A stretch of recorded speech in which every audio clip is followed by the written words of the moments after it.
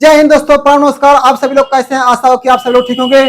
आइए आज हम लोग मानव शरीर से संबंधित जितने भी प्रश्न परीक्षा में बनते हैं कंपटीशन में, वो सब यहीं से मिल जाएगा। तो आपके लिए यह मोस्ट इंपोर्टेंट है। इस वीडियो को शुरू से लेकर के अंत तक देखिएगा। तो जितने भी मानव शरीर से प्रश्न बनते हैं यहीं से बनते हैं। तो याद रखिएगा, मानव खोपड़ी में हड्डियां होती हैं। तो मानव खोपड़ी में हड्डियां होती हैं, कितनी हड्डियां होती हैं? तो 8 गो। मानव खोपड़ी में हड्डियों की संख्या कितनी है? तो 8। मनुष्य का हृदय धड़कता है, याद रखिएगा, मनुष्य का हृदय धड़कता है 72 बार प्रति मिनट, मतलब 1 मिनट में 72 बार धड़कता है। याद रखिएगा, मनुष्य का हृदय। स्वस्थ मनुष्य की श्वसन दर कितना है? स्वस्थ मनुष्य की श्वसन दर है 16 से 18 बार। 16 से 18 बार। मस्तिष्क का वजन कितना है? तो मस्तिष्क का वजन होता है 1350 ग्राम से 1400 ग्राम। 1350 ग्राम से 1400 ग्राम मस्तिष्क का वजन होता है। सबसे बड़ी हड्डी कौन सी है? तो सबसे बड़ी हड्डी जो है फीमर है। कहाँ यह हड्डी? जांग में है। फीमर हड्डी कहाँ है? तो जांग में है। यह शरीर की सबसे बड़ी हड्डी है। शरीर की सबसे छोटी हड्डी का नाम क्या है? स्टेपीज। शरीर की सबसे छोटी हड्डी का नाम है स्टेपीज। यह कहाँ है? तो मध्य कर्ण में, मतलब कान में है। कान में स्टेपीज हड्डी है। सबसे मजबूत हड्डी कौन सी है? तो सबसे मजबूत हड्डी है जबड़े की हड्डी। याद रखिएगा, सबसे मजबूत हड्डी है जबड़े की हड्डी। शरीर का सबसे कठोर तत्व है, शरीर का सबसे कठोर तत्व कौन सा है? तो एनामिल। एनामिल, याद रखिएगा, शरीर का सबसे कठोर तत्व है एनामिल। मनुष्य के सौंदर्य का अध्ययन कहलाता है, याद रखिएगा, मनुष्य के सौंदर्य का अध्ययन कहलाता है केलोलॉजी। केलोलॉजी, मनुष्य के सौंदर्य का अध्ययन कहलाता है केलोलॉजी। सामान्य सामान्य मनुष्य का रक्तचाप कितना होता है भैया? तो सामान्य मनुष्य का रक्तचाप होता है 120 से 80 मिमी। याद रखिएगा, 120 से 80 मिमी होता है।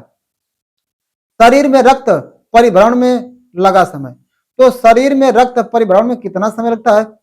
23 सेकंड में पूरे शरीर में आपका रक्त फैल जाएगा। याद रखिएगा, मानव शरीर में जल की मात्रा होती है, तो याद रखिएगा, मानव शरीर में जल की मात्रा होती है 65 से 80%। मानव शरीर में जल की मात्रा कितनी होती है? तो 65% से 80%। याद रखिएगा। रक्त की मात्रा शरीर के भार का होता है, तो रक्त की मात्रा शरीर के भार का 7% होता है।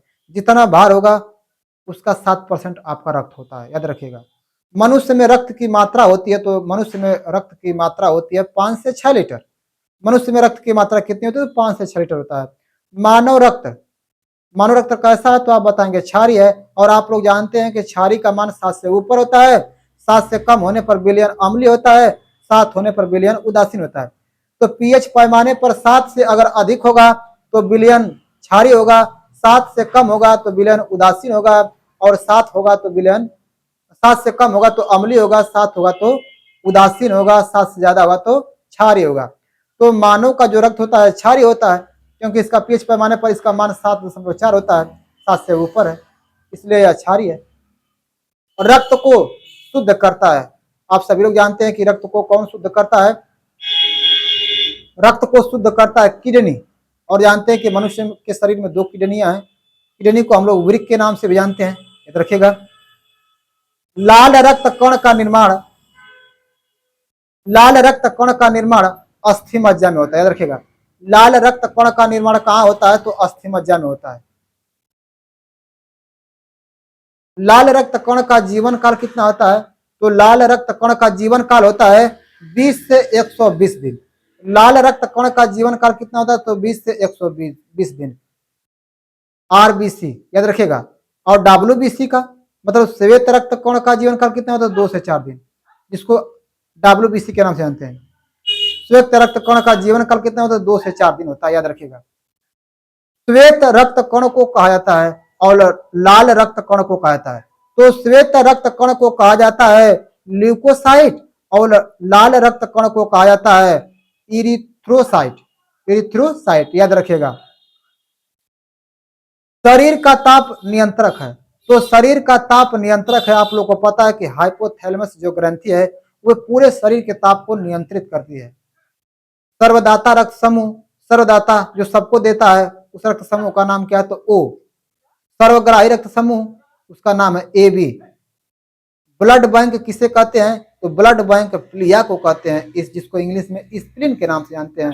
तो ब्लड बैंक प्लिया को कहते हैं, जिसको हम लोग स्प्लीन के नाम से जानते हैं। याद रखिएगा, भोजन का पाचन प्रारंभ होता है, याद रखिएगा भोजन का पाचन कहाँ प्रारंभ होता है? तो मुख में, मुख से प्रारंभ होता है। पचे हुए भोजन का अवशोषण कहाँ होता है? तो छोटी आंत में। भोजन संपूर्ण रूप से पचता कहाँ है? तो छोटी आंत में। पीतरस स्रावित होता है कहाँ से? पीतरस स्रावित होता है यकृत द्वारा, यकृत द्वारा स्रावित होता है पीतरस, जो कि यकृत में है पित्ताशय, वहीं से पीतरस का क्या होता है? स्रावित होता है।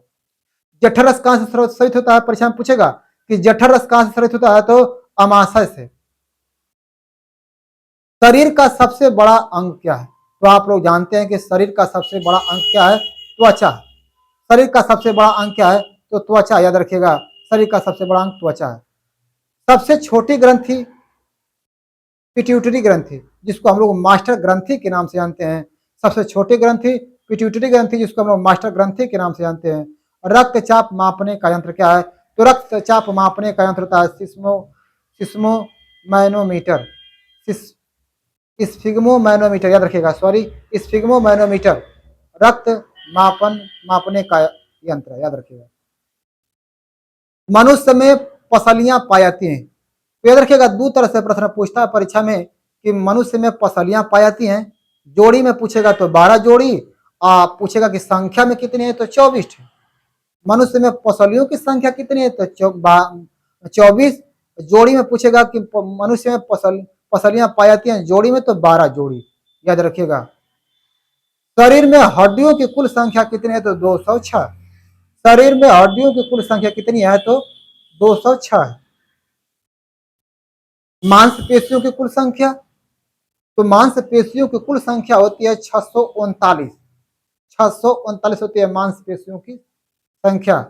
लार में पाए जाने वाली एंजाइम का नाम क्या नाम है? तो लार में पाए जाने वाली एंजाइम का नाम है टाइलिन। लार में पाए जाने वाली एंजाइम का नाम क्या है? टाइलिन। लिंग निर्धारण होता है, तो लिंग निर्धारण होता है पुरुष क्रोमोसोम्स पर। याद रखिएगा, लिंग निर्धारण होता है पुरुष क्रोमोसोम्स पर, पुरुष के गुणसूत्र पर लिंग निर्धारण होता है। एक मनुष्य में 46 गुणसूत्र होते हैं, चाहे नर हो चाहे मादा हो, उसमें 46 गुणसूत्र पाए जाते हैं। जोड़ा में पूछेगा तो 23 गुणसूत्र, 23 जोड़ी। मनुष्य का हृदय होता है, तो मनुष्य का हृदय कितने कोष्ठकों में बटा होता है? तो 4 कोष्ठकों में बटा होता है। मनुष्य का हृदय 4 कोष्ठकों में विभाजित है, याद रखेगा।